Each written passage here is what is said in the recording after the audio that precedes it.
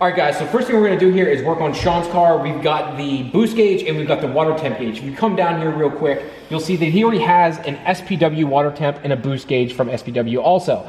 The problem is, if you can tell, these are from like 1999. These are old school.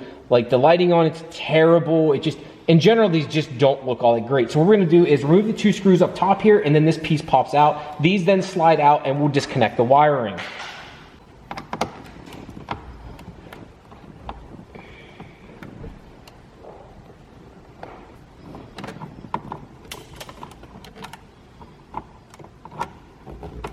Keep you motivated, don't want to keep it.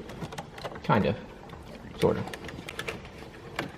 All right guys, now that we've got these SPW gauges out, I want to show you the difference just in quality and overall look here. So this is the old SPW here. This is actually just a sticker, where this is actually a nice glass piece. You can tell the needles look a lot nicer. This looks chintzier and older. If you see here in close, this is much nicer and cleaner.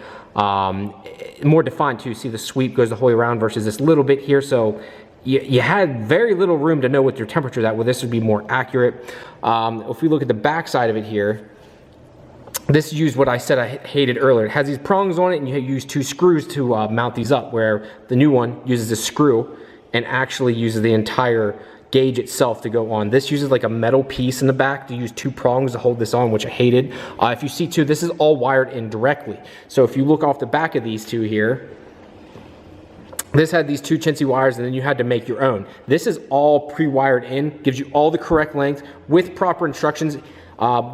We had the instructions for these and they were terrible. Like absolutely trash. It was so generic. These are much more detailed. It just makes it 10 times easier, guys. So I just wanted to show you that. I want to show you the boost gauge difference also. All right guys, now here's the boost gauge. Both went to 20 PSI, but again, we have this chintzy plastic over here. The ring's silver and these notches. It's very 1999, 2000, where this is a nice black background, like a piano black. The needle looks a lot nicer. Again, it's more direct. This also has a peak hold feature, so whatever your highest boost hit was, you can actually press down this and it will show your highest boost setting.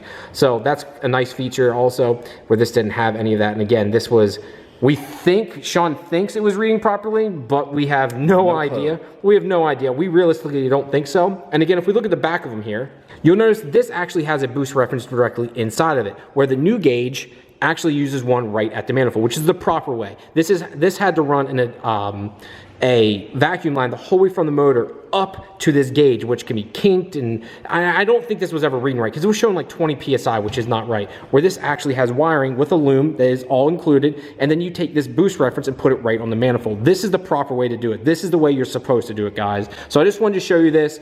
We're gonna go ahead and start installing this now, and I'm gonna switch over to BB here and show you how we're going to wire this up and install it properly. First thing we did here is we replaced the sensor right here. What we did is replace this first. We just unscrewed the last one. Once we get this out, that's for the temperature sensor. What we need to do next is run the line for it back inside the car. We've got BB over here zipping up the boost gauge sensor to keep it up and out of the way because you don't want it rattling. Best idea for this is to actually use a clamp. What kind of clamp do you recommend for this, Brandon? Well, we can show them. Here, hold on. So these are the kind of clamps that Brandon recommends for that. Clamps around it and obviously has rubber on it, and then you bolt it down somewhere on the body or use something, right? Yeah, it keeps it from vibrating, being an electrical component, especially a sensor that's going to be valuable for the boost signal. You don't want it to fail on you and just, vibration basically. Cool, thanks man, I appreciate that. So next up we're gonna, finish wiring the car up. So in a Mitsubishi GSX, it is very tight in here. Let me get some light here for you guys. It's very tight in here. The hole we're trying to get is way down there. Here's a little life hack for you. You can take another old piece of wire and gravitate or zip tie to it, and then you can yank it down through. Now we're gonna cut this end piece off so we don't get that stuck. And now we're gonna gently, now don't rip it through, just gently pull it through. So now go ahead and start pulling that through, Sean. What's up, guys? So we got the gauges in the pod here. Just follow the directions. Everything has nice little clips that are directly plug and play. You can't mess it up. They actually come with, they were quite long, as you can see, for more gauges. Sean's only going to be running 2 gauges, so to eliminate some mess of wire, we're just going to eliminate them and get rid of those.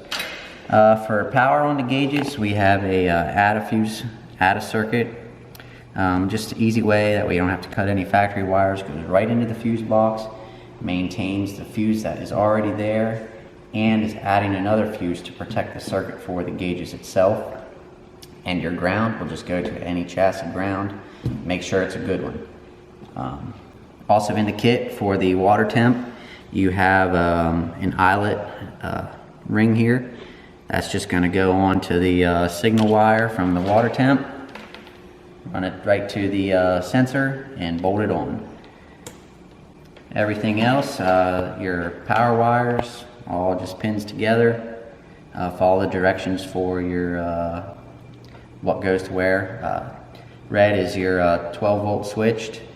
Black is your chassis ground, and white will be a signal wire we'll have to find in there for lighting. And this is just a thing they add in to control the lighting dimness of the gauge to make it match your factory ones. Whether you like them bright or whether you like them dim, that would be up to your preference. So awesome. Thanks, BB. I appreciate the help. So guys, that's a pretty basic layout there. I shouldn't say pretty basic, but I mean, you guys get the gist of it here. We're gonna finish wiring this up and we'll show you where we tap into the GSX here. Thanks, BB, for explaining that for me. All right, guys, so we're getting the last bit in here. We've got some wiring down here we need to finish up. We're trying just to get the gauge cluster in. We don't have the traditional pillar pods here. We have it in the dash, so it looks a lot cleaner. You can see we have the water temp over here, and we've got the boost gauge on that side. BB's working his magic right now. I know I've switched between his full name is Brandon, but his last name is Bless, so we call him BB for, well, Brandon Bless is BB for short. So makes it easy. He's putting the last screws in there, and hopefully this goes in, and we're going to make it look super clean. And this will look 10 times better than those SPW gauges did. We have just a little bit of wiring left, and then I'll show you guys when it's all finished and done. We're attaching the coolant line sensor right now. So we're getting all the wiring done for that. BB's attaching all the zip ties to keep it clean inside the engine bay here. If you guys can see, we've got the back part of it there already done. Good to go? Almost there, Sean. You excited? Oh, Sean's excited to get updated. He's owned this car since 1997, correct? Correct, yes, 97. He's owned it since 97, so this is cool to see this car getting updated, but we're almost done, guys. All right, guys, so the gauges are in, they're wired up. We don't have everything back together yet because we want to test it here. So Brandon, go ahead and key the car on. So we've got the lights, they light up. We've got everything there is good. We can adjust it, turn it up. Max her out. Get as bright as she'll go. All right, we've got the max lights on, dash. All right, we're gonna go ahead and turn the car on here, see if everything works. All right. Gotta put the seat up quick.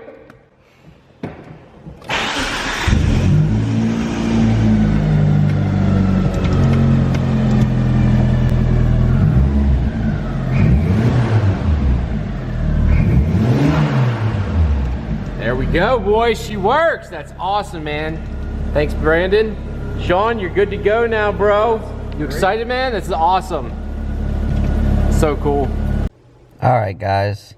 Down under the car here, got all the wiring done. You can see our ATA circuit there with the double 10 amp fuse. Okay, for the signal wire to get the box to work, there is a, Brian can get that on camera here. There's a little dowel here for the factory dimmer, and you're going to want to tap into a wire on that, which is a green and white wire for the vehicle that we're working with here. Off of that, that'll give you your 12 volt signal wire for your adjustment of your dimmer switch to work. Alright guys, the gauges are done. So here we have the factory gauges, and here's the aftermarket speed hut gauges. We've got the boost on this side, and we've got the water temp on this side here. I think they match up pretty darn well, considering the fact that obviously these are LEDs, and the factory is, well, like a regular bulb or whatever. I guess halogen bulb or whatever you want to call it, but they match up pretty well. This is the one nice thing with Speed Hut. They let you customize the color of your gauges. It's one of the many things that's nice with them. I'm hoping to get some video of this tomorrow and show you guys what they look like in the daylight. That's where I think it's going to really show how nice the gauges look. Inside my garage right now, it's not really doing anything. So we went ahead and turned the lights off in the garage here so you guys get a better view here. You can see how orange those look now compared to the rest of the gauges. Those are very, very, very bright, the aftermarket ones.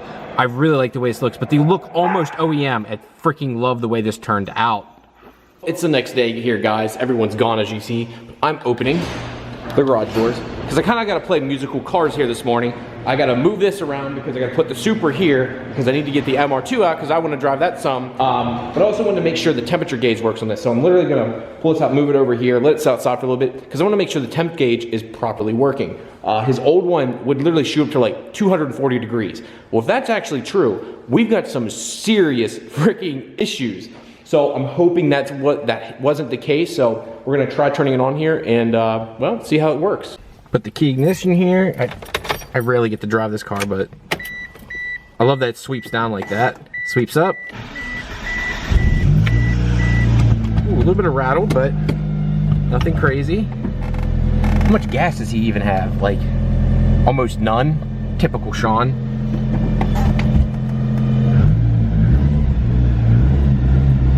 This has to have the lightest clutch I've ever felt on earth.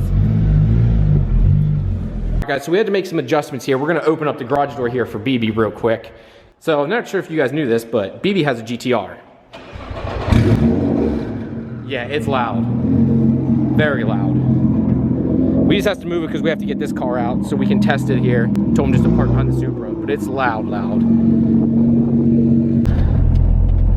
So we moved the boost signal. We'll show you guys our boost reference here, but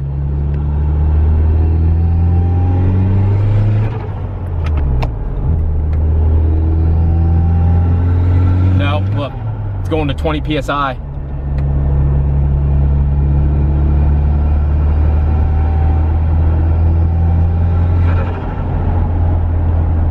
Alright guys, I hope you enjoyed this video. The car's gone now. Sean's now enjoying the vehicle, so I hope this was helpful for y'all. I just want to go through a quick way of installing the gauges, what we had to do, just a quick little wiring. It is very straightforward, it is very plug and play. It's not just open-ended wires for the most part. Most of it's just click in and go. You gotta find your typical ground on the car, which is take any bolt off and put that your ground. And then you have a few power wires, which BB showed there in the video. You can get any one of those like 12-volt plugs like that, Advanced Auto, AutoZone, O'Reilly's, any local auto parts store will carry something like that. Alright guys, if you could do me one last big favor, go down below, check out speedhut.com. I do appreciate them taking care of this series. I have another set of gauges going for the MR2 yet, which will be another video series coming up. Also, do me a big favor and check out the Facebook and Instagram. Always posting stuff way ahead of time. Also, we've got the Pure Function store down below. Got new merch, hats, all that good stuff popping up. Thank you guys very much, and I'll talk to you later. Peace!